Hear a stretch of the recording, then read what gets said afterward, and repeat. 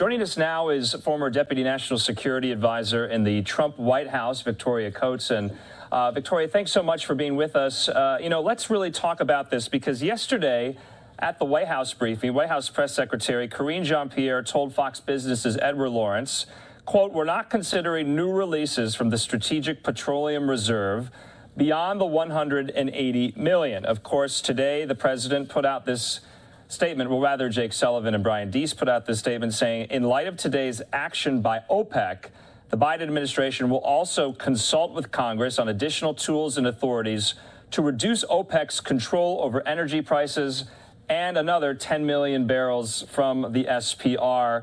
Why do you think the White House was caught so flat-footed on this? They seem to have been back on their heels about this. Well, Andrew, good to be with you. I mean, this whole thing is mind-bogglingly stupid. The administration has treated the Strategic Petroleum Reserve as a kind of political piggy bank that they can use to tinker with gas prices domestically. And they don't seem to understand that the United States is now one of the big three. We, the Russians, and the Saudis are the big three energy producing nations. We are not a consumer. We produce. And instead, the administration is pretending that we have to still beg OPEC for energy instead of just producing it here. And it's ridiculous. And the fact that any American could be held at the energy mercy of OPEC Plus in 2022 is mindless. But, once upon a time, the United States had much more influence within OPEC as an international institution. Why don't we have that now? Why can't we at least, urge or have them reconsider this global production cut? Do we have any influence in OPEC anymore?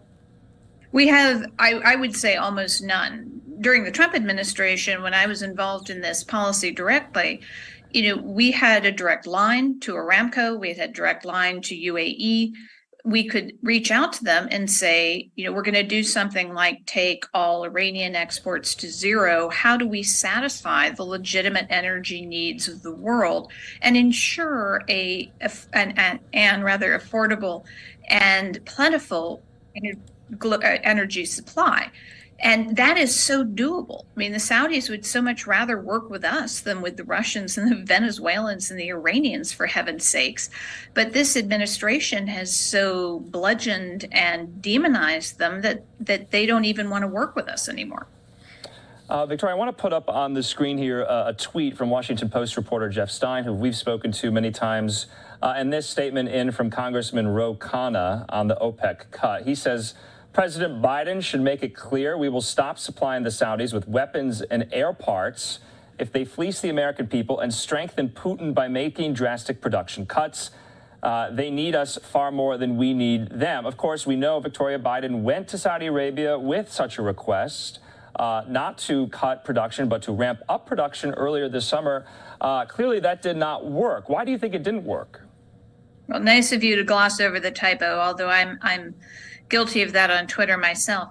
Well, if you look at the meetings in Saudi in July with the president, and you look at the people who are sitting at that table, to the crown prince of Saudi Arabia's right is his half-brother, Prince Abdulaziz, who's their energy minister, probably the most powerful fossil fuel guy on the planet. And the Secretary of Energy was nowhere to be found. She was in Singapore tweeting about electric vehicles. The Biden administration didn't come ready to talk business. The Saudis did.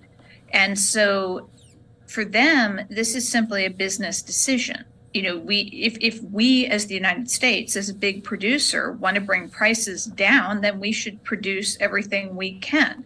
We can't just call them up and say, you guys take the hit, and we're going to sit here and convert to solar panels.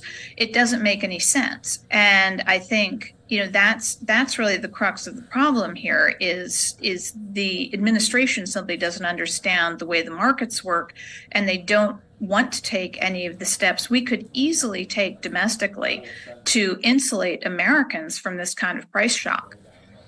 Okay, Victor, I want you to respond as well. There was a story in Bloomberg today that the Department of Energy, to which you're a former official, is considering a ban on exports of certain refined products, diesel. The White House and the department is denying that, saying no such plan exists. What would a plan like that entail, and do you think that's a good idea? It's a horrible idea, Andrew. I mean, the United States should be able to offer exports to our partners and allies. I just got back from the Baltic states, which have done a huge amount to build their own infrastructure so that they are not reliant on Russian gas. And I'm from Pennsylvania, so I would very much like to offer them clean, responsibly harvested Pennsylvania natural gas to satisfy their legitimate energy needs. And I don't want the Department of Energy in some kind of confused messaging with the White House to stop that from happening. This is a huge advantage for the United States. You know, we should be, as I said, an energy producer. A country like China is energy vulnerable, and they can't fix that. This is an advantage for us, and we're giving it up unilaterally. Victoria, you know very well, though, that oil and natural gas exploration and the permits required can take years, if not decades. So this is not a quick fix. This is not going to happen overnight. But what can the Biden administration do to maybe remove some of those barriers of entry to increase and ramp up domestic production? Are you seeing that right now at all? No, I'm seeing the opposite. And Andrew, I'm traveling to places like North Dakota, Oklahoma, to talk to producers across a range of different fuel types. And they all say that every day they get something from Washington that tamps down their ability to produce. So on the one hand, you might be issued a lease, but you're not going to get the permit you need to build the drill. And, they simply aren't serious about this. They don't want it to happen. They don't want us to be dominant in this sector because they want to move us directly to renewables. The bad news, as nice as that might be, is we are not ready as the United States to go directly to renewables. You wind up in a situation where everyone buys an electric vehicle and then they can't plug it in, and then we're all stuck at home again. So I think they haven't thought this through. The fact of the matter is the United States is one of the cleanest of the fossil fuel producing nations. Russia and China, Russia in particular, is an extremely dirty carbon emitter. China is the biggest carbon emitter on the planet. And, we are, as I said, abdicating our position as a clean energy producer to somehow satisfy this administration's Green New Deal ambitions. Victoria, while I have you, you did bring up Russia. I just want to get your comment because I know this was also in your portfolio in the Trump White House. Of course, last week, we saw the pipeline explosions and disruptions in the Baltics. That, on the Nord Stream 1 and the Nord Stream 2. And, the United States, of course, has, denied any such involvement. Many European partners of ours think, the Russians did it because they happened almost near simultaneously. And so they're chalking that up to sabotage. A lot of European allies of ours are talking about, putting a cap on the price of Russian oil. These are all related. I just wanted you to comment on that. What are your thoughts on that? Well, I was in the Baltics when it happened, and I would say that pretty much everyone agreed that this was a Gazprom move because Gazprom was about to be sued by European contract holders for breaking their contracts in terms of delivering natural gas to Europe. So it becomes simply a dollar and cents issue for Gazprom. And when you look at it in those practical terms, it does make some sense. They're the ones who have the technical ability. They know obviously where the lines are and where to hit them with least ultimate impact. So, I think this trying to attribute it to the United States is sort of ridiculous. But then in terms of the price cap, this is just another gimmick. It's not going to work. The head of Total, the French energy major, came out today and said this really could backfire and wind up putting the power back in Putin's hands. If you're going to do this, if you actually want to hold Putin accountable for the absolutely disgraceful, disgusting things that he's done in Ukraine, and you want to support Ukraine in their brave fight for freedom, just cut them off.